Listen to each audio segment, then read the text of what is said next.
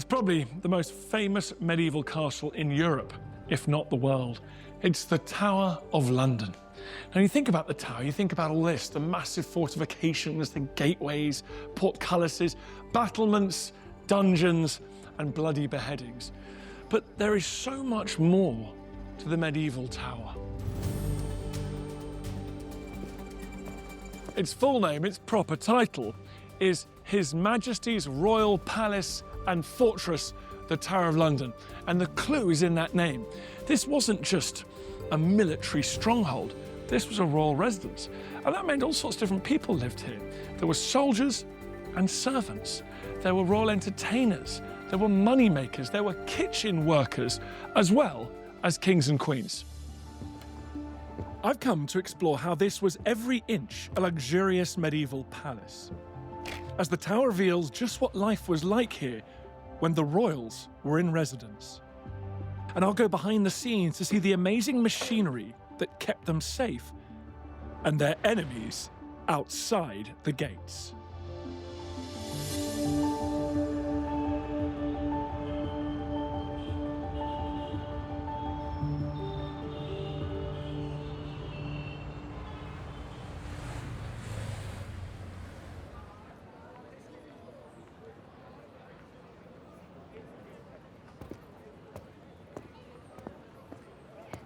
I love the Tower of London. You can feel the blood of history just coursing through the veins here. There are pieces of the Roman wall of London within these walls, nearly 2,000 years old. That central keep, the White Tower, was built by William the Conqueror nearly 1,000 years ago after the Norman conquest of England. And the story continues right up to the 20th century. The last person to be executed within these walls was the German spy Josef Jacobs in 1941. But this time, I'm looking back over 700 years, to the 13th century and a time of great change at the Tower, as it metamorphosed from a Norman citadel to the ultimate medieval superfortress. Like nearly all medieval buildings, the Tower of London was constantly evolving. It was being added onto and modernised. But particularly between 1200 and 1300, this place was pretty much a permanent building site. Behind the new walls, craftsmen created a world of medieval luxury. Construction went into overdrive as a fairly typical Norman fortress was transformed into a classic medieval castle, including a sumptuous royal palace. The Tower has reopened its medieval palace, and they're focusing on the royal apartments built here in the 14th century by two renowned builder kings, Henry III and Edward I. The London Museum has lent several original items typical of palace life in their time. Yeah, I think Beak to the right actually is quite nice because it follows the line of the exhibition, don't you think? Charles Farris is the curator overseeing the palace exhibition.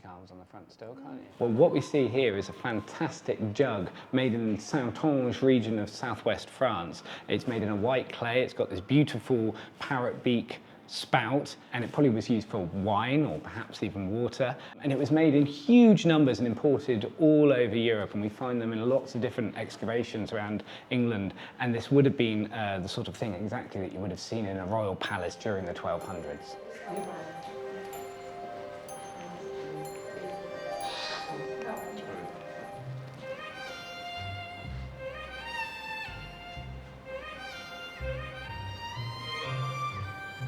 I think that looks really nice.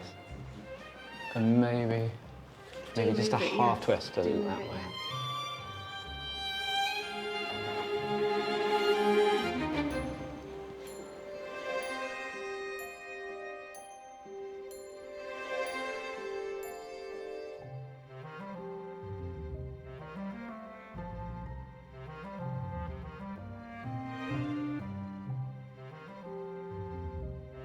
I'm meeting Charles in the refurbished royal apartments. it's a beautiful, colourful, it's kind of comfy space, not something I usually associate with medieval castles. Well, it's amazing, isn't it? And it is exactly what you should expect from a medieval castle, if you could afford it, because it would have been beautifully decorated with rich hangings and wall paintings and wonderful furniture and furnishings as well. And if you're the king or queen, they would have been extremely comfortable. If you look through the records of the Great Wardrobe, which is the department responsible for acquiring things like fabrics and spices, we find so many references to wonderful textiles brought here from all over the world in order to make objects like this amazing bed for the king and queen. So these beautiful wall paintings, they were actually created using references to Henry III's orders for the decoration of the Queen's apartments here at the Tower. And why is it inside a castle? Is that security? Are they still, even now, the king is a little bit worried about, well, where the threat's coming from? Oh, absolutely. This is a time of unrest as well. Henry III and Edward I were very worried and concerned about royal power. Obviously, in King John's reign, the throne is almost lost. In Henry III's reign as well, the throne is almost lost again. And Edward I spends most of his reign really trying to regain and re-establish royal power. Would the king have spent a lot of time here in London because it was becoming the most important city? It really was the capital at this point. Are they here lots? Well, might be surprised to know that despite spending an absolute fortune building up the Tower of London, they actually spent very little time here. Edward I, across his 35-year reign, spent perhaps just 53 days in total. No. So he spent an absolute fortune, tens of thousands of pounds, and yet was hardly here. And there's a good reason for that, because they were what we call peripatetic kings. They had to be travelling constantly in order to control their vast territories. That was completely necessary for giving justice and making sure you're keeping an eye on all your nobles wherever you go. So you can imagine they would have had a huge infrastructure just to move all this royal equipment around. One thing I know about the Plantagenet family is they're always running out of money. So why are they spending all this cash on palaces, not just here, but all over the kingdom? Well, it's an important political purpose as well. It's not just wasting money for the sake of it.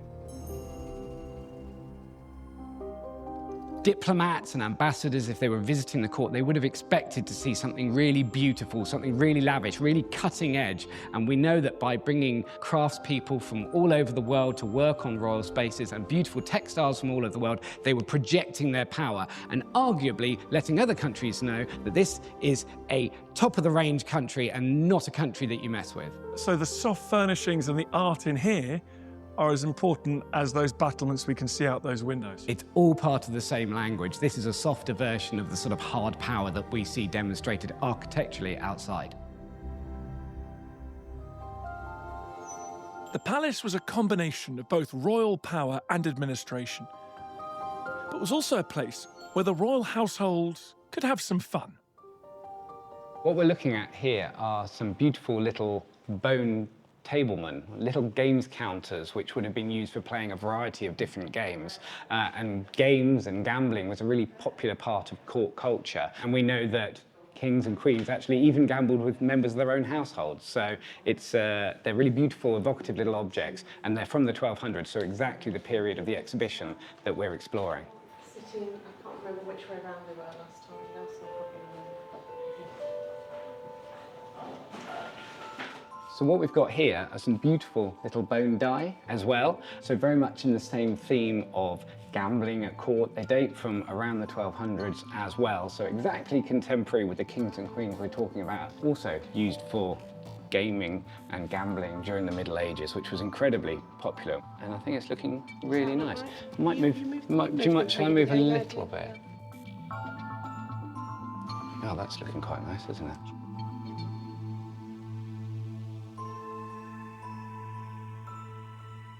Wow, what's this little thing here? Well, this is a beautiful little model of a knight. It's a toy knight made from lead, so not particularly safe for children by modern standards, but it's a really beautiful object to tell the story of childhood in the medieval period. And childhood was very precarious, obviously. The royal children had their own households in places like Woodstock and Langley and famously Windsor as well. And they were given toys, like children today, of course. And Edward I's children were given siege engines and castles, little knights to play with, presumably hoping that one day they would become great warriors and carry on the family tradition. I wonder if Edward I was a hands-on dad. Well, he seems to have been a very affectionate father in many ways. He took great care to ensure that his children had suitable households and had lovely clothes and things like that. We also know that Eleanor of Castile and Eleanor of Provence took great care of their children, including Edward's daughter, Eleanor. They both intervened to make sure that she wasn't married too early. They were caring parents, but by modern standards, you would think they were away from their children for a long time, but that was just the reality of medieval royal life. Such a great reminder that these were precious, as well as all the other functions of these royal castles. Absolutely, and they would have learned to read and write and played with toys as well. An amazing little insight into medieval royal childhood. But of course, the life of a medieval royal, adult or child, was not all fun and games. No matter how luxurious and how comfortable these royal apartments are, the brutal realities of medieval kingship are never far away. I was just looking out the window and it's like a different world. Suddenly, you're taken away from the palace and you see, well, a much harsher vision of the medieval world. There's turrets and walls, battlements, portcullises and gates. The threats to the people in here, the threats to the crown, came from all sorts of different places.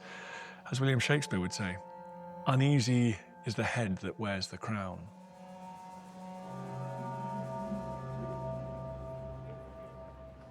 And keeping that crown on the royal head in the perilous 13th century meant that secure powerhouses were vitally important.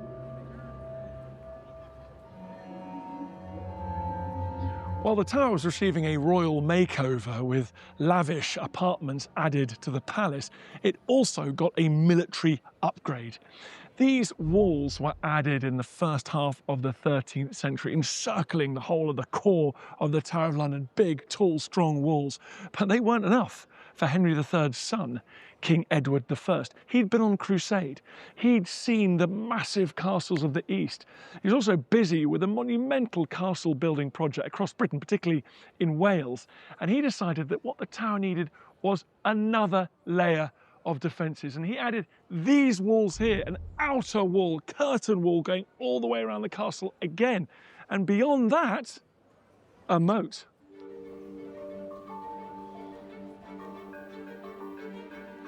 The Tower of London became a multitude of towers, bastions, and thick stone walls. Henry III's curtain wall included the powerful Beauchamp Tower facing the City of London, and the massive circular Wakefield Tower, initially right on the banks of the River Thames. Then Edward I's new outer curtain wall housed St Thomas's Tower, heart of the medieval palace, and a state-of-the-art entrance, including the Bywood Tower.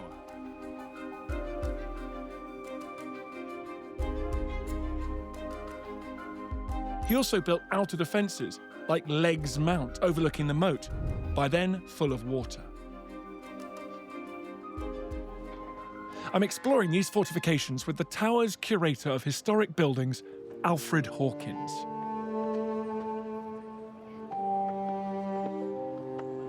Great view, I've never been here before. It's one of the best views at the tower.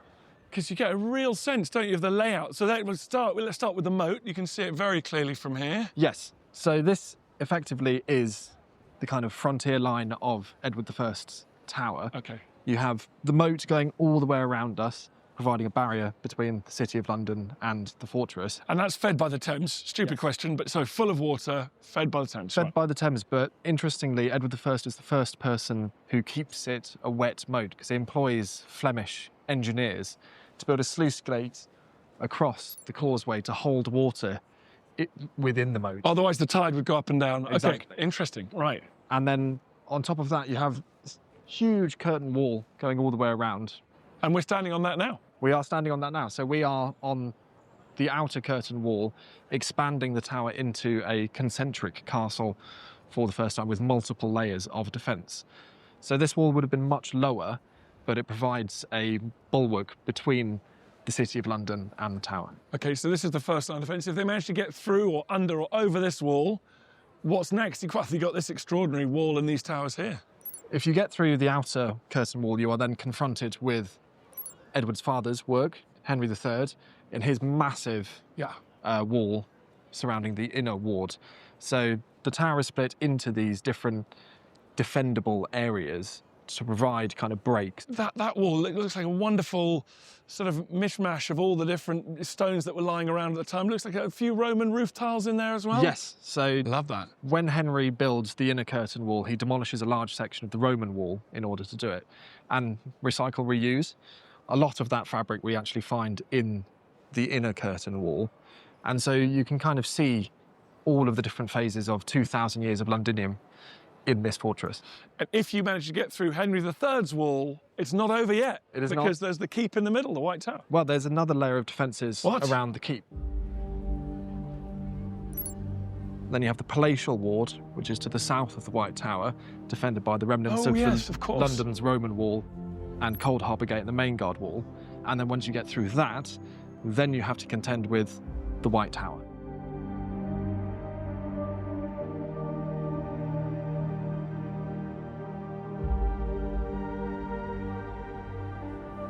So the tower really is a projection of Edward I's authority, and you can see that best stood on the walls looking out at the City of London. And although we're now dominated by all these glass skyscrapers, if you imagine medieval London, we are thrust out towards it in a very powerful display of force. A reminder of the most important city in the kingdom, of exactly who's in charge. Precisely that. Exploring the Tower of London in detail, especially focusing on the lavish palace of the 13th century and the massive defensive expansion that was undertaken at the same time, is a thought-provoking way to explore what it meant to be a royal leader over 700 years ago. Medieval kingship was inconceivably hard. You had to be magnificent. You had to be warlike. You had to be religious. You had to be generous, but also careful with money. You had to deliver for your people, whilst also being a husband and a father. And what's so fascinating about this place is all of those roles are encapsulated. They're all captured in this layout, in these stones, in the artwork here at one of their most palatial, impressive of residences, the Tower.